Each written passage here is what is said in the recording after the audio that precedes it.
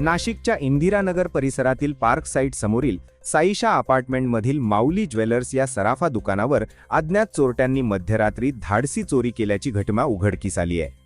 मिळालेल्या माहितीनुसार गुरुवार 6 ऑगस्ट मध्यरात्री चोरट्यांनी दुकानाचे शटर तोडून आत प्रवेश केला आणि दुकानातील ऐवजावर हात साफ केला।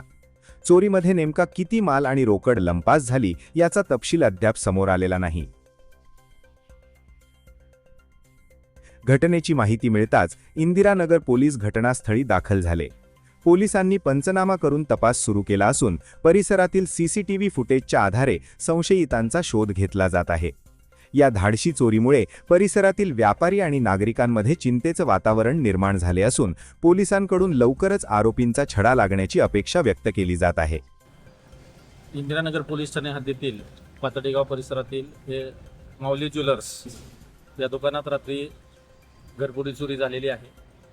सदरबाबत आता फिंगरप्रिंट फॉरेन्सिक सायन्स लॅब हे लोक त्या ठिकाणी आलेले आहेत। टास्क फोर्सला आम्ही बोलवलेलं आहे।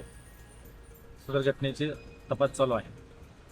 नाशिक वार्ता न्यूजसाठी प्रतिनिधी अजित सय्यद, नाशिक।